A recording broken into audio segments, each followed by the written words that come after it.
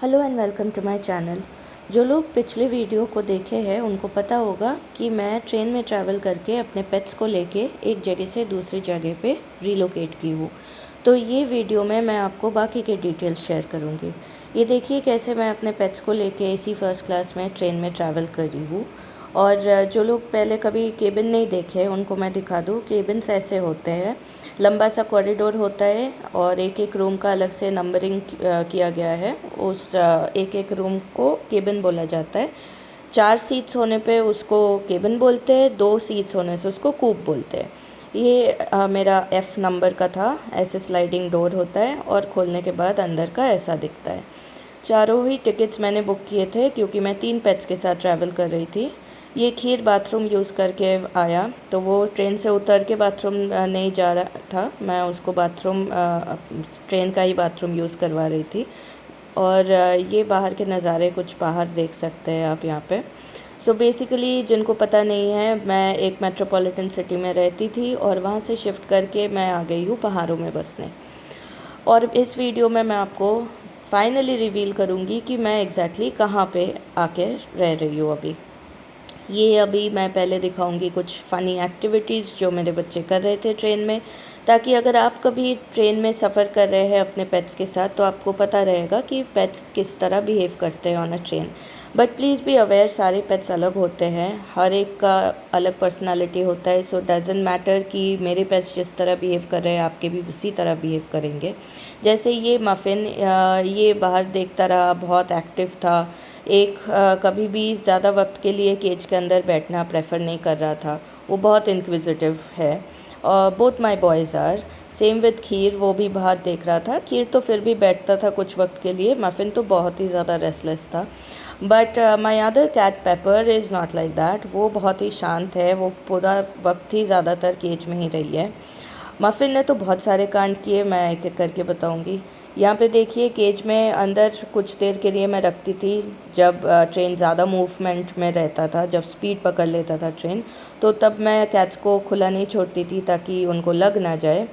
खीर तो फिर भी बैलेंस मेंटेन कर लेता और बैठा ही रहता था ज़्यादातर।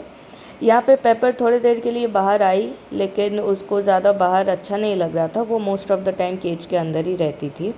मफ़िन इधर उधर घूमता था। बट प्लीज़ मेक श्योर कि दरवाज़ा हमेशा बंद हो अगर आप पेट्स के साथ ट्रैवल कर रहे तो। जैसे मैं अपने कैट्स को कभी भी बाहर तब नहीं निकालती थी जब दरवाज़ा खोलती थी।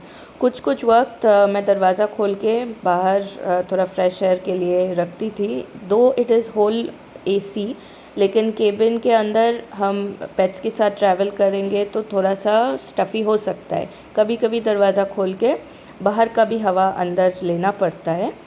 Even if that is not fresh air, AC का ही हवा, बट फिर भी अंदर का जो स्मेल है वो बाहर निकल जाता है इस तरह।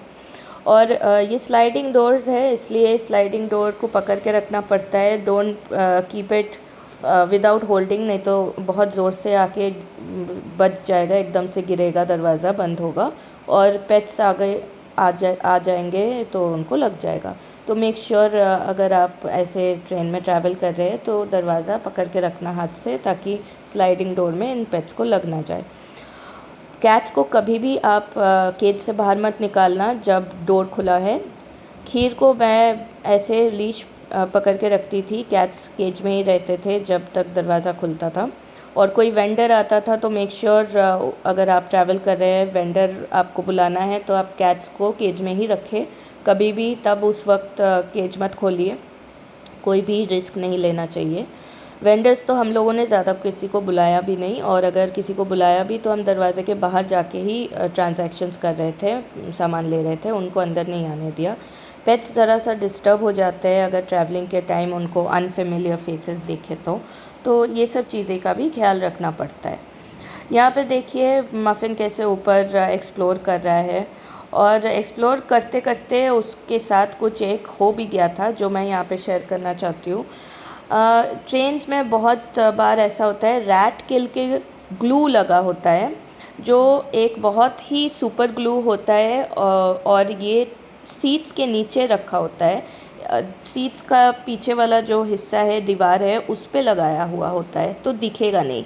मैं पहले सब कुछ नीचे अच्छे से चेक भी की थी, लेकिन मेरे नज़रों में नहीं आया था, मैं देख नहीं पाई थी कि वहाँ पे रैट किल का सुपर ग्लू है। और मफ़िन ऐसे एक्सप्लोर करते करते उस सुपर ग्लू में जाके चिपक गया। ये बहुत ही दर्दनाक एक इवेंट हुआ, हादसा हो गया था। उससे वो रैट किल का ग्लू निकालना बहुत मुश्किल पड़ रहा था, क्योंकि उसके फ़र में चिपक गया था, उसके जो पॉज़ है पॉज़ में चिपक गया था, और ग्लू को निकालते वक्त उसके फ़र भी निकल रहे थे। तो ये बहुत झमेले में पड़ गई थी मैं। तब मुझे पेंट्री से थोड़ा गर्म पानी लेके आना पड़ा।